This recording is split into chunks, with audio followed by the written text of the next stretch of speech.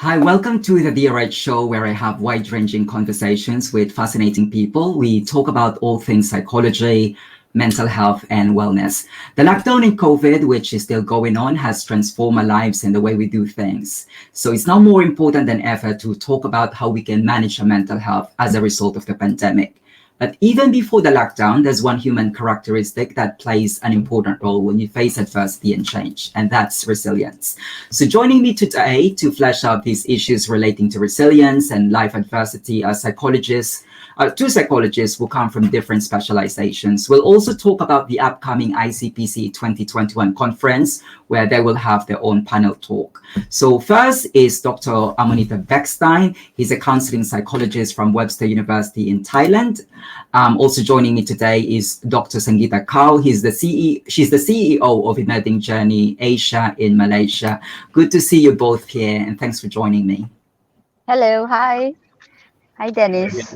Good to see you also. Thanks a lot for inviting us. Thank you for joining me. I know you're very busy. Now, as I've mentioned, both of you come from different specializations.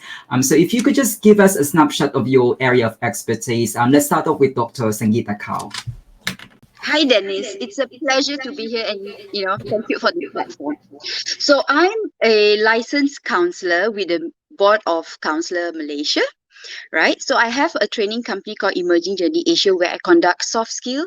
I call it essential skills, right? In terms of leadership, communication, psychometric assessment, customer service, and my core is mental and emotional well-being. Okay, so I run counseling sessions, whether it's individual, group, and I also run EAP, Employee Assisted Program. I have few interns under me, and I'm more towards mental health at workplace. So, basically anything to do in terms of mental and emotional, psychological well-being, I'm there to assist. Yeah. And Dr. Amoneeta Beckstein, could you tell us, I understand you're also an academic because it's already your second time here to join us on the DRH show. So just refresh us of your background for those who haven't heard of your work. Sure, yeah. Again, it was a great honor to be able to be part of this discussion here. I have a couple of roles at the university. My main role is as the counseling center director. So I do counseling with the students, faculty, and staff at two Webster University locations in Thailand. And I kind of run groups, do individual counseling, and do any of the kind of mental health prevention activities and workshops and psychoeducation and lots of different activities and such to try to reduce mental health stigma and reduce mental health impact on the two campuses. I also have an internship program where I train interns to work with the students and do practice in order to get their degree. And then on the other side, I'm also an academic, as you pointed out. So I'm in the psychology department. So I do research on mental health, on resilience, on many different aspects of multicultural counseling, psychology, etc. And then I also teach. So usually I'll teach one course a semester. And in addition, as academics, we also always have to do service. So I try to do one kind of service project per semester or more. So that's a rough summary of what I do.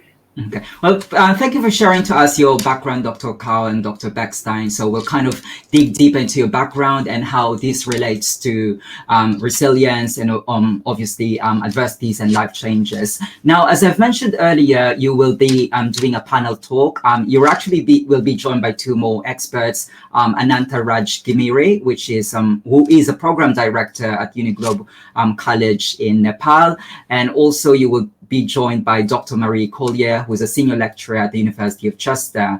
And I have to say that the theme of the conference is redefining resilience, but it's a bit tricky to redefine resilience if you're not in a it's a bit tricky to redefine resilience if you're not yet in a position of defining it.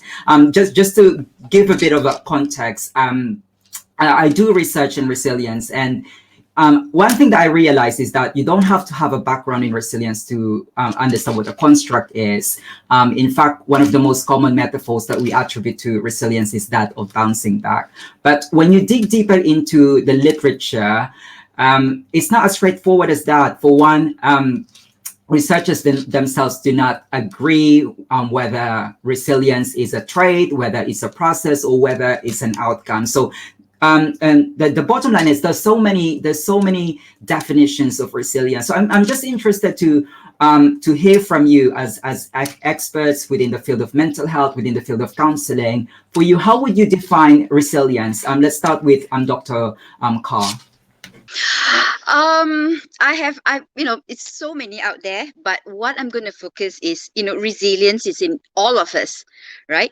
So we need to understand that it's been with us, we have it, and we need to make sure that we use this resilience. For example, let me just share this. Yeah, when we were younger, when we were from baby, and then we start, crawling and walking, when we for example, if we want to stand and we fall, there's something inside of us just would want to stand again and do it again and again and again, no matter how many times we fall, right?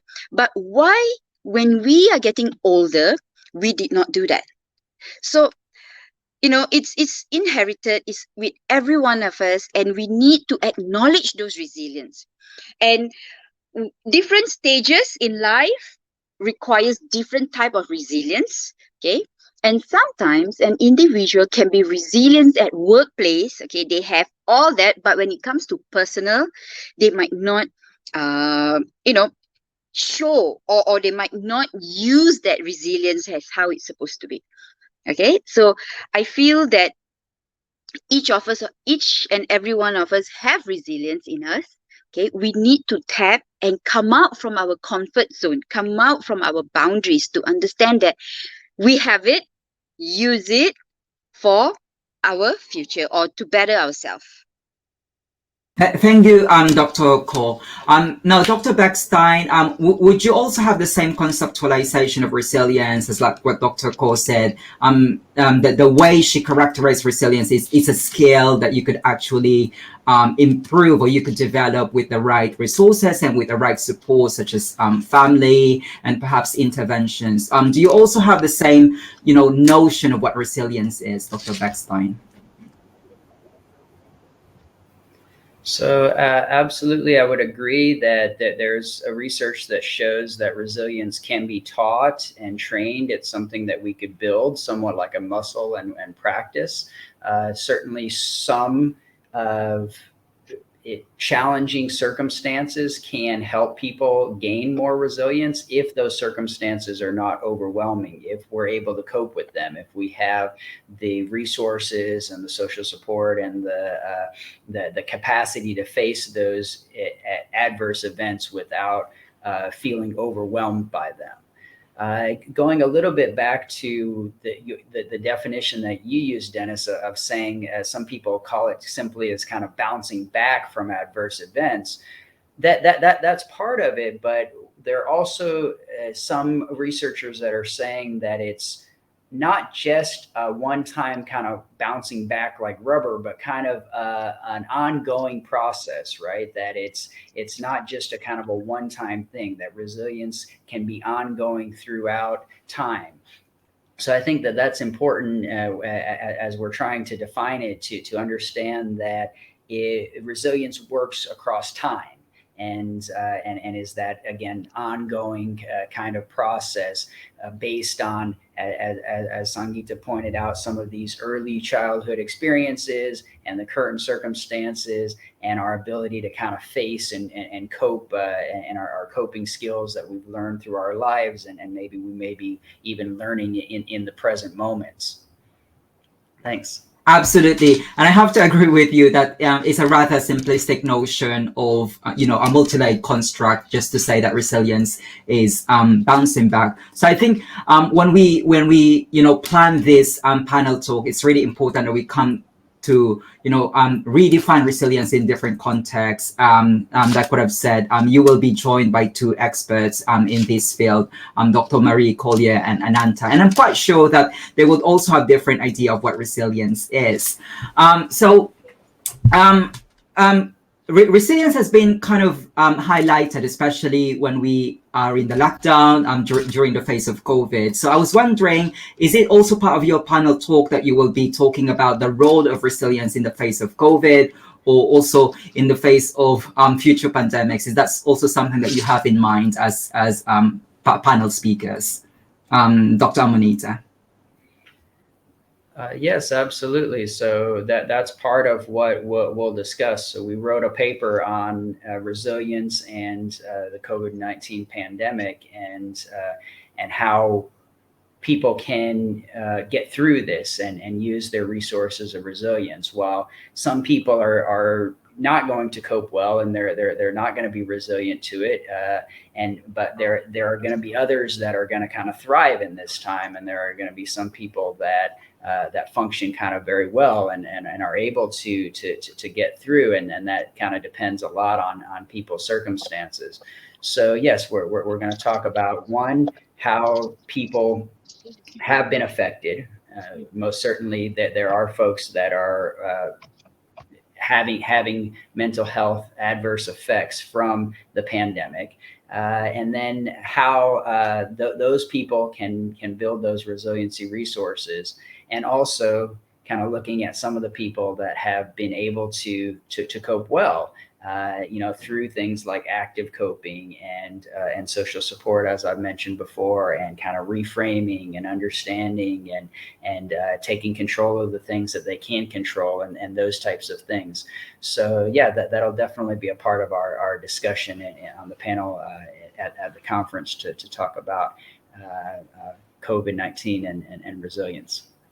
Absolutely. And this is not just a topical issue, but this is important because COVID is just one of the life adversities that we will encounter. Who knows what kind of pandemic or what kind of, financial crisis that we will be experiencing later on as a society and as a global community. Now, I just want to hear from Dr. Kaur, because Dr. Kaur, I understand that you're the CEO of Emerging Journey Asia. And correct me if I'm wrong, but my understanding is that you help organizations, especially workplace, to kind of develop or foster mental health and well-being within their organization. And obviously, COVID, the lockdown has transformed the way we work. So from your own experience and from your own point of view, how can we sort of develop organizational resilience? So there's a few methods because every organization, they look at mental health differently, right? Sometimes it's the top bottom instruction, and some of organization feel that, okay, this is something that they need to look short term and all. So what I always encourage to build resilience in organization, it needs to come from the leaders itself. Yeah, because once the leaders have the buy-in, and then it's easy to escalate this to their to other employees.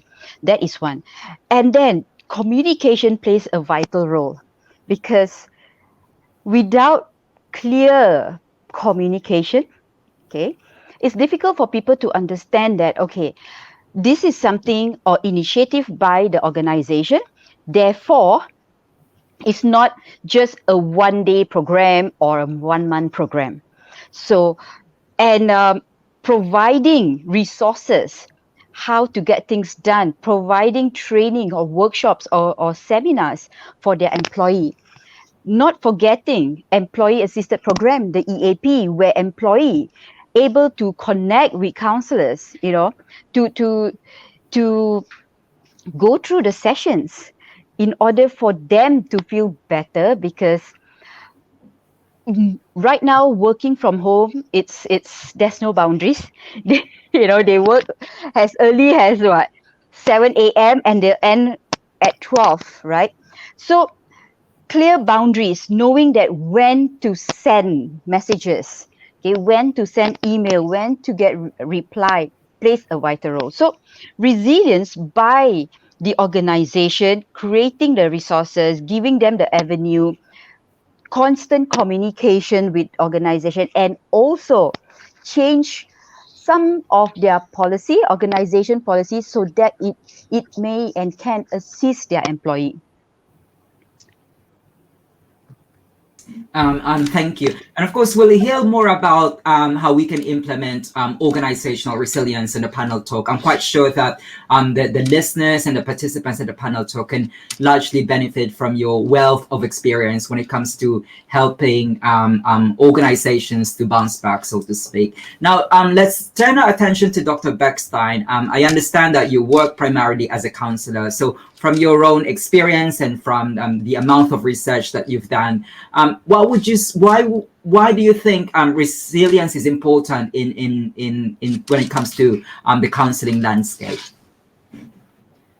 Yeah, really, really good question. So one thing to kind of consider is that while somewhat adverse and challenging circumstances can boost resilience and help people gain resilience when they're able to overcome those circumstances, overwhelming situations, very traumatic situations, things that are just over the top and too adverse for us, reduce our resilience, make it where we cannot cope, and make it where we go to maybe unhealthy coping strategies, avoidance coping strategies, or such as drugs and alcohol and oversleeping and overeating and doing things that kind of avoid our lives and those types of things. And so that is oftentimes what we start to see in counseling. Many people come in crisis, or feeling overwhelmed, or feeling that their life,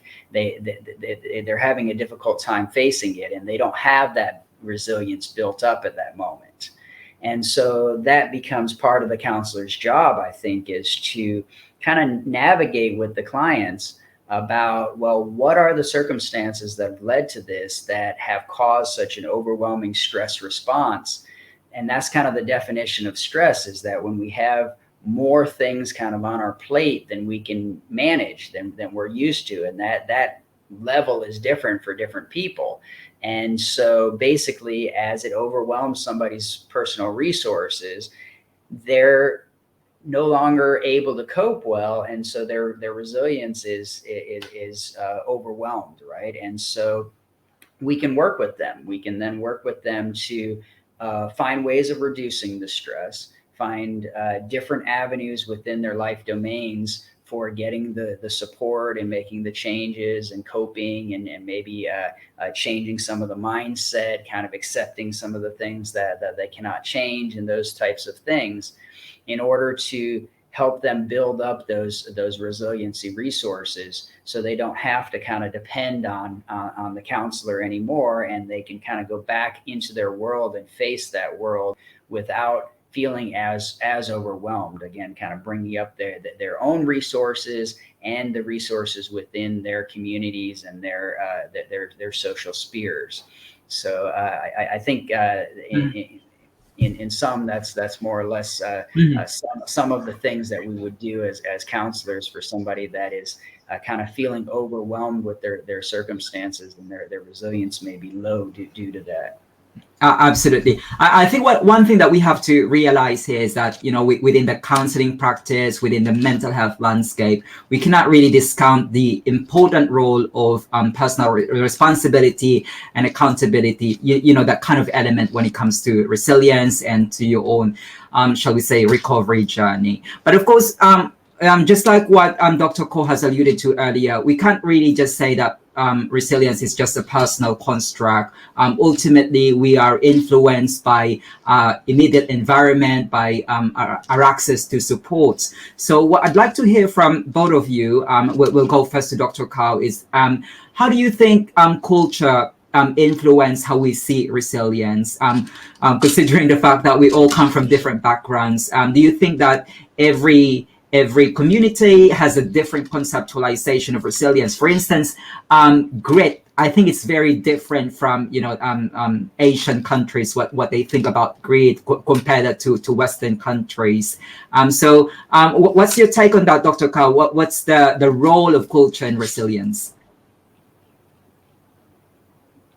Culture definitely plays an important role, right? In terms of developing and also to enhance resilience in an individual.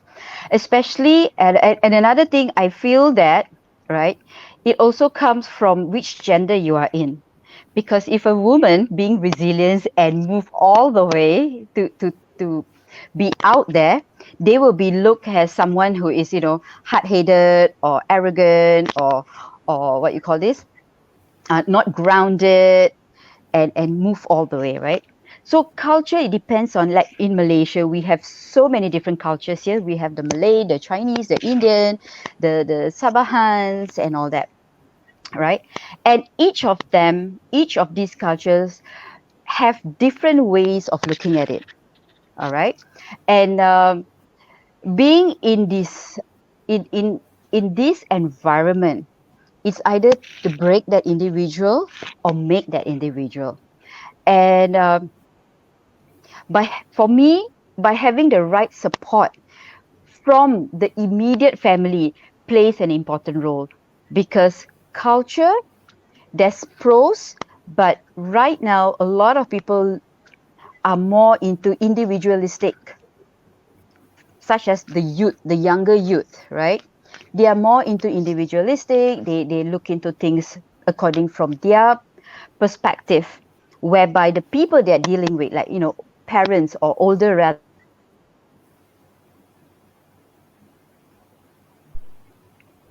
the religion, the culture. So there's a lot, and therefore it's time also to educate people that you don't need to be in the norm, right, to be in, but you need to look at things differently, because we all are different. We come from different environment, different background, different DNA, and we look at things differently, and how can we support? So I look at it in that point of view. Thank you. That's really an important point that you've put across there, Dr. Kaur, that it's not just culture but also gender. I think also has an impact. The stereotypical notion of gender also has an impact to how we see resilience. Would you also go along with that, Dr. Beckstein, or do you have any other take on how culture interplays with resilience? Yeah, I think Sangeeta said a lot of very important things there, and I agree with what she said. I think I could add that culture can be considered both a strength and sometimes a weakness when it comes to coping with mental health symptoms and challenges. In many ways, our cultures are where we come from, where our background and can ground us and offer us support.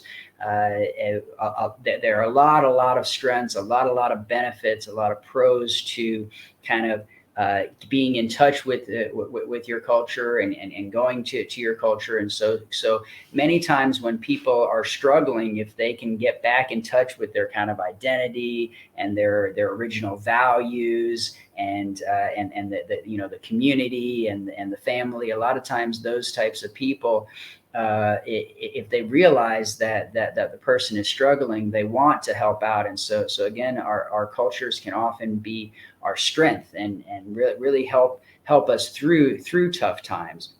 And on the other hand, sometimes the cultures can sometimes be challenges for us, right? Certain cultures, it's quite stigmatizing to talk about a mental health, to admit that you're struggling with something.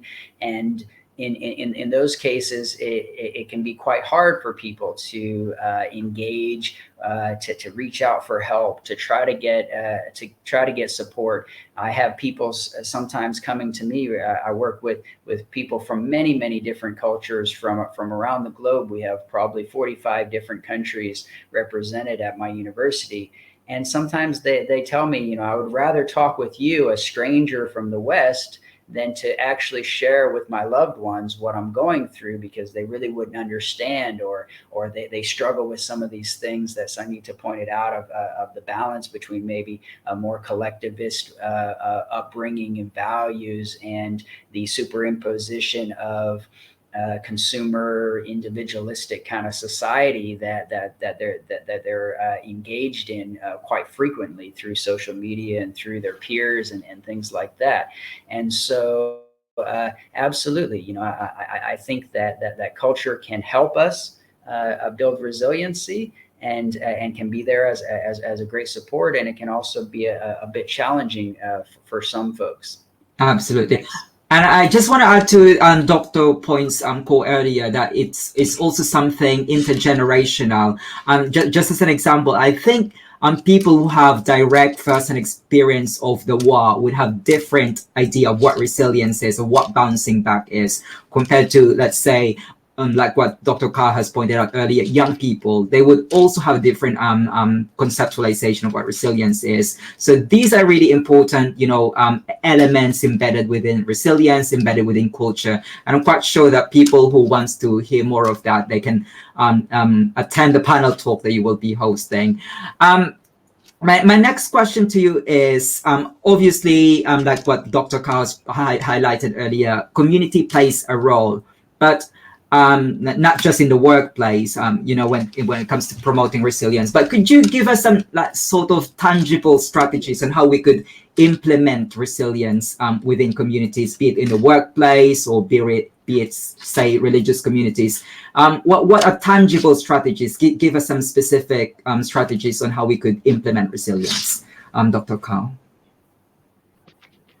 I think the first we need to start from, within the family structure, right? Family needs to show, parents especially need to show that, don't overprotect your kids. Okay, they need to explore. They need to fail in doing certain tasks. All right. They need to be aware that sooner or later kids needs to be independent. All right. And it starts from the family, from the parents, and then it expands to the the outer level of the family structure, which is the relative, right? That not everything they can be involved. So it's good to have clear boundaries. Know that what you can handle, what you cannot handle, what you can control, what you cannot control. And by thinking that, the kids are still young and we need to do everything for them, it's wrong. Okay. And life skill is very important for them to understand and to move beyond. Then we come to the extent where it's social and society. The role that they can play is to demonstrate that and share their personal experience, because no one wants to share their struggles. They always want to show that, I'm able to do this, I can do this, but not showing the struggle that they have to go through.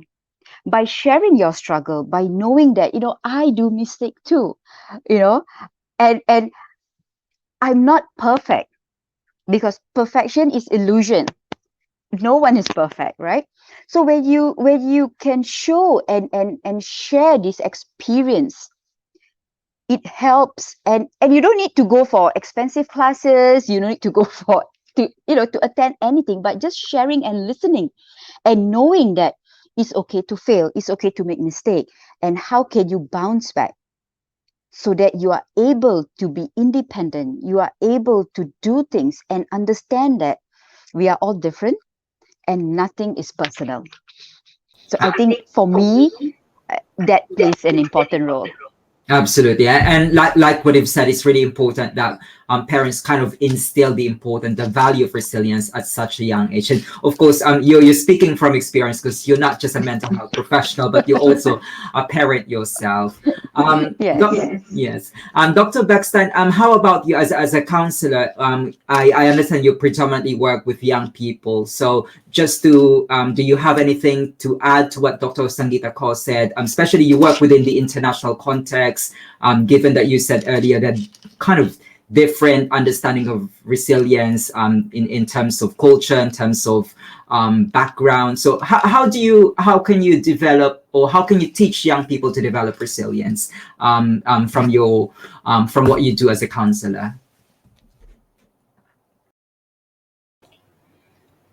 Yeah, I think that it's important for people to have a community, to have support, to be able to discuss things with other people, right? To kind of normalize that. Much like Sangeeta pointed out here about being able to show that people have flaws and are not perfect and make mistakes, in order to have that kind of growth mindset, which is often not encouraged in our schools and our universities, right? We're often discouraged from making mistakes, from getting the answer wrong, and those kinds of things. So if we're able to have this more of a growth mindset, more of an environment where we can discuss things, where we can say something wrong, and then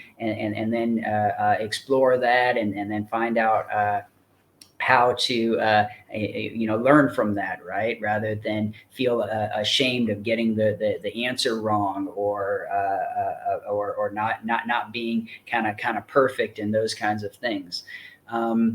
I think that in particularly university settings, it can be something that is implemented at every level, right? It's some when we talk about mental health, when we talk about resilience, when we talk about normalizing these types of things, it could start from recruitment, even before students come.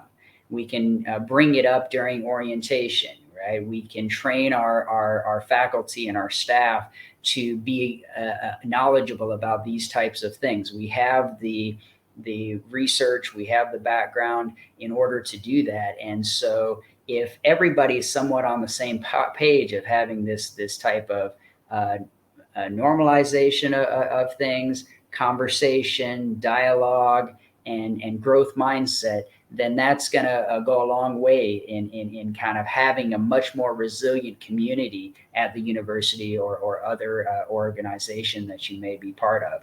Absolutely. And speaking of being on the same page, I understand that from your own experience as mental health professionals, as someone working within the counseling discipline, what do you think are the biggest misconceptions about resilience? If you could identify one misconception about resilience and sort of address those misconceptions. So Dr. Kaur, to you, what is the biggest misconception of resilience?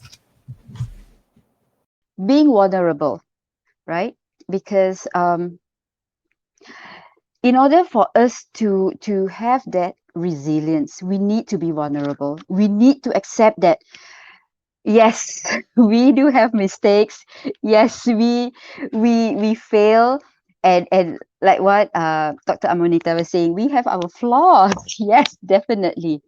And accepting that, and know that when I accept, then I'm able to be better. And that's very important. Till now, no matter at what age an individual, yeah, majority of them, self-acceptance still very low. They still look at external, they still internalize external factor, they still look at things differently, but not looking in terms of self. Okay. And also, if you look at it, people say that, if you ask for help or if you seek for help, you are weak, but actually you're not. You are at your strongest when you seek help. Because yes, you can do it yourself. You can have your resilience, but as human, we need support. We need others to help us to grow and develop into someone that we think we are not able to achieve, but we are able. Always set your boundaries, because when you set your boundaries, I've done this, so what can I do next? So you increase. When you increase, you understand that there are many ways to look at it. There's no one direction to it. So being vulnerable is very, very important for me. Okay, I'm not sure with Dr. Amoneeta, but understand that how can I improve myself? How can I do things differently? And accepting myself is very important. Absolutely. I think that's really one of the biggest misconception about resilience. It might sound counterintuitive that if you're acknowledging your vulnerability, then you're not resilient. And just like what you've mentioned earlier, that it's all about growth mindset. And I suppose the idea here is that once you've acknowledged your vulnerability, how can you flourish? How can you thrive? What can you learn from this experience? And that's really, thank you for addressing that misconception. Dr. Beckstein, do you have any other misconception that you have in mind that should be addressed when it comes to resilience? I think Dr. Kaur said it beautifully. I don't have much to add to that. Just that, similar that I think she's probably right that it's a misconception that to be resilient, you must be this strong pillar, that you don't cry, that you don't lean on anybody, that you don't need any help. And certainly sometimes it's great to be that pillar. And sometimes you need to be able to go to others and let them be the pillar for you. And do you think, Dr. Beckstein, is it a skill or is it a trait, resilience? Because there are some, I attended a conference and there were a group of researchers that are coming from biological standpoint, and they kind of demonstrate that, like in mice, but by the way, this is not my area of expertise, and they kind of say that you can actually sort of like stress inoculate a mice, and you could also do the same with human beings. So I'm just interested to hear from you. Would you also think that resilience is a trait, or is it a skill, or could we also be inoculated with stress the same way that you could inoculate primates and mice? Yeah, I think that's an excellent question, and goes back to many of our discussions in psychology about things being innate or environment, right? The chicken or the egg concept here, and I think that it probably has to do somewhat with both, right? We know that some folks are able to probably gain some resilience kind of passed down genetically based on the kind of the hardiness and the grit and the experiences of their ancestors. But then the environment is also going to shape that, right? So your parents kind of teach you active coping skills, teach you how to reach out, teach you how to be vulnerable, and those types of things. That environment is going to build your resilience. And then we also know that in terms of your question about, well, can we kind of be inoculated to stress? Well, some folks do become kind of super resistant to stress if they've been able to overcome certain levels of stress. Again, as long as it's not overwhelming, we do know that certain adverse situations can lead to a good functioning, to build resilience in us, right? We have many children that have overcome adverse traumatic experiences as children, and they turn out to be very kind of flourishing, successful, effective people. There's also a whole handful of people that didn't have the coping skills, that weren't able to be resilient, and that are still kind of bogged down by those traumatic experiences of childhood and haven't been able to cope and build resilience. So again, there are like so much in psychology, it really depends on a lot of these things. But on the kind of the state side, the idea that it's something that isn't just a trait, but there is quite a bit of support saying that it can be taught, it can be a skill, right? It can be something that we can build on.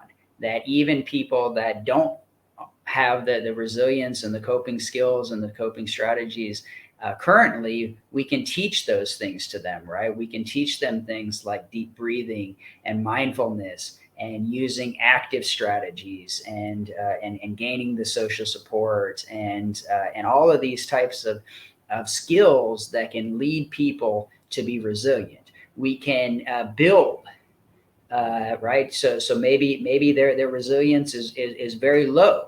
So maybe we need to give them a very, very small obstacle and help them gain that self-confidence, self-efficacy, self-esteem to overcome this small obstacle. Very much like we would teach as teachers, right? This kind of scaffolding, right? Build on smaller challenging goals until somebody gets to the point where it's built up higher and higher. So those are some of the ideas, I think, on kind of using training and education to help people build their resiliency skills, even if their maybe innate trait like resiliency may be lower, or if their environment has made it where they weren't able to learn those emotion regulation skills and coping skills and those things growing up. We can do that at any point in their life. Absolutely. We can never really be certain, like what you've said, the chicken and egg metaphor. We can never really be certain whether it's a skill or is it a trait. I suppose where I'm coming from is because we're not certain, I think it's a more healthy message to tell people that it's a skill that you can develop rather than you're either born with it or not.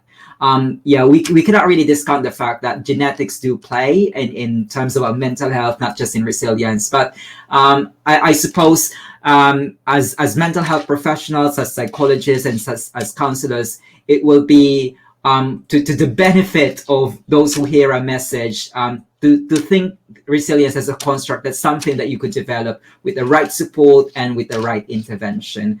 Now, Dr. Kaur and Dr. Beckstein, for the past 40 minutes, we've been outlining the importance of resilience, what resilience is, and how can we actually develop resilience. But there's one nagging question that I really want to ask you. Is there any disadvantage to resilience? Because we kind of try to like epitomize resilience as the paragon of mental health and proper well-being. But anything that is in excess is kind of like brings something negative to you. So is there any disadvantage to being so resilient, Dr. Kaur? Okay, that's a good one, Dennis. Okay, no matter what we do, we need to strike a balance here. And when it's too much of something, it will definitely bring harm. So it's if you have, super high resilience, and it's all about then looking at yourself. How can you move? How you move? There's two ways I look at it. Okay, one, you might develop burnout. All right, because you keep on moving without stopping. Okay, or the second one, it might develop into a lesser empathy, right? Because someone who is resilient, yes, you need to have this trait or skill where you need to be out there. You need to maintain your sanity. You need to get things better, right? But the cons is when it's too much of yourself, then you might not look at others in a balanced way. Yeah. And when it's too much of yourself, where you keep on pushing and pushing and pushing without being mindful, without having that balance, then possibility of you not able to cope later on, because too much of something, not good. Sooner or later, you will break down. So for me, this too. Before I move on to my next question for Dr. Beckstein, do you have anything to add about any disadvantage of resilience? So this is also a tough question because I'm not familiar if there's necessarily research on this, but just kind of brainstorming and thinking about that and feeding off a little bit of what Dr. Kaur said there. If we bounce back, if we are resilient to everything, that may not allow us to fully experience and process the things that happen to us, right? When we experience a trauma, if we experience a grief, it's not appropriate for me after I lose a loved one or have a breakup or just went through a very, very traumatic event. It's not appropriate for me to bounce right out of bed and go to work and go forward like nothing happened. The sadness, the depression, the anxiety, the experiences and the feelings that I have, those are appropriate. Those are things that we need to pass through. If it's overwhelming and it's knocking us down and those kinds of things, okay, maybe we want to kind of find ways to be able to cope with that. But it's a natural response, and we know that that's part of the healing after a trauma, after a grief loss, and those types of things. Not just kind of ignoring the feelings and pretending like they didn't happen and just kind of forging forward. Sangeeta mentioned empathy, right? So we want to have empathy for ourselves and allow that self-compassion and allow us to experience those uncomfortable emotions so that they don't kind of come back and bite us in the butt later, I suppose. So I think that may be partially from my conceptualization of kind of just plowing forward and being resilient to everything may not allow us to really experience those uncomfortable feelings and allow us to process them the way that we're naturally supposed to have those feelings when these types of things happen. And it also may not allow us to then advocate for ourselves. Let's say if we did go through something that somebody enacted violence or traumatized us in some way, it may not allow us to get angry and do something about that circumstance that happened to us. Just kind of, okay, it happened to me. It's no big deal. Let me just plow forward and be resilient and bounce back to anything that people throw at me as if it didn't happen. It doesn't allow us to do the appropriate things, that might be necessary to get justice and equality and those types of things. Absolutely. At the end of the day, very good points from both of you, Dr. Kaur and Dr. Amoneeta. I think at the end of the day, we're all humans, and we're not just predictable creatures like mice or primates. Not in any way that they're really predictable, but as like what you said, it's important for us to implement not just compassion within ourselves, but also with other people, that value of empathy, and like what you've mentioned. You kind of diminish the importance of those things, empathy and compassion, when you're just really into, I can get on with it, I can achieve this, when you're really obsessed with that notion of vulnerability. Now, we're nearing towards the end of this interview, but I just want to hear from you both whether you have someone in mind that embodies resilience, whether it's your stereotypical notion of resilience. Let's hear it from Dr. Kaur. Who's your paragon of resilience? Sorry, who is Dennis, your can you repeat? Sorry, who is someone that embodies resilience to you? I think parents. My parents, by my husband, and I see my kids. So I think yes, they are the one. Absolutely. I'll share someone for the audience. There's this guy. I don't know the exact term, but I think that the term is paraplegic. Is Nick Vujicic. Yeah, I apologize if I don't get the name right. But for anyone who's listening, they can watch him on YouTube. He hasn't got limbs. And I think if you're on that experience situation, it's easy to frame yourself as I'm not able to do anything. And I think he's the least person that you would think that could, talk about motivation, because he's a motivational speaker. So that to me is someone that embodies resilience. And to me, another, it's not really specific individual, but I think generational. I think people who have experienced direct atrocities, such as victims of Holocaust, and then in the war. These are people, when you hear their stories of survival, of grit and recovery, these are people to me who are embodies resilience. But those are very good example. Dr. Kaur, your family, of course, your direct experience of resilience, and I'm quite sure as parents you kind of instilled the value of resilience with your children. Of course, Amoneeta, Dr. Amoneeta Beckstein, I'm quite sure that with young people that you interact with on a daily basis, there's snippets of stories of resilience, of recovery. Finally, thank you for sharing to us your wisdom and your take on what resilience is. But the floor is all yours. Tell us what else is in the pipeline and how can we get in touch with you? Yes. So we are moving. So about Emerging Journey Asia. So we are a talent development company where we look into psychometric assessment, mental, emotional well-being, and all other soft skills, which for me is essential skills that's needed. Yeah.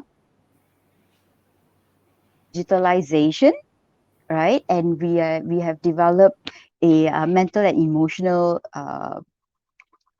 platform, digital platform, which also incorporate a lot of blogs, videos, articles, therapies from public health right up to coach, psychiatrist, and also employee assisted programs. So that's our way forward. And I would like to add also here that, when we talk about resilience, that's many ways that people look. Sometimes at work, they have the resilience, but when it comes to personal, they might not have the resilience to look at it. Yeah. So be mindful, journal it out, be in here and now moment to understand that you can be vulnerable, you can seek out for help, and most importantly, self-compassion and loving yourself first before you do things, because that's very important. So looking forward to see all of you at the conference. So yeah. Thank you, Dr. Kaur. I'm sure we'll hear more about your the research and the work that you're doing within Emerging Journey Asia in the context of resilience, not just resilience, of course, what you do to help organizations bounce back and forge forward to achieve their goals. Now, Dr. Beckstein, anything else, anything exciting? I understand you have just published an ebook relating to COVID. Tell us more what else is in your side projects. Yeah, I just continue to write and to do research about mental health. Lots of opportunities right now on COVID and mental health, and absolutely very excited about the upcoming international conference on psychology, counseling, and education that we're all going to be part of, and so that's coming up very, very soon here that we're excited to think about and invite people to come to. And then lastly, I wanted to mention, in terms of resilience, we are all demonstrating a certain amount of resilience. All of us that haven't given up yet, right? Since COVID-19 has started, this has been an interesting experiment and experience for all of us, right? And the fact that people continue to wake up and function, and even if on the days that they don't function, that's kind of okay, right? It's okay to have some days where they're not able to function, because this is a chronic stressor and it's gone on for more than a year, and we don't know how much longer it will go on and what more is in the pipeline as we've been has been mentioned, right? So this just the fact that you're kind of still here is a sign of resistance and resilience, and to be there kind of for each other and help each other cope with this kind of chronic stressor is going to make a difference in helping people continue to be resilient despite being kind of worn down by the circumstances that are kind of constant and surrounding. Absolutely. Absolutely. Just one quick one though. If people wanted to reach out to you, what platforms can they get in touch with you at? Remind us if you've got any websites. I'm Dr. Kaur. Okay. I'm in LinkedIn, so it's Sangeeta Kaur. Yeah. And if you want to reach out, you can email to me to sangeeta.kaur@ejasia.net. Yes. I'll pop in those details, so for anyone who wants to hear more about your work, they can directly get in touch with you. Dr. Amoneeta, any social media platforms, or do you have a website? For me, the best place would also be to find me on LinkedIn, and currently my website directs to LinkedIn, so amoneeta.com will bounce you right into my LinkedIn. Absolutely. Well, wait for your shiny website. I'll quite sure the next time we meet, we can get in touch with you through your website. But yeah, I'll pop in your LinkedIn link. So for anyone who wants to learn more about your work, they can get in touch with you. Well, Dr. Sangeeta Kaur, the CEO of Journey Emerging Asia, and Dr. Amoneeta Beckstein, a counselor at Webster University in Thailand. It's a pleasure having you here on the DRH show. Thank you for sharing your expertise and wisdom. Unfortunately, time is against us, but I look forward to hearing more about your work, and I look forward to seeing you at ICPC conference, especially at the panel talk you hosting and in relation to resilience. Thank you. Thank you, Dennis. Thank you all also. It's been a great pleasure, and I learned from both of you also. Thanks. The same, yes.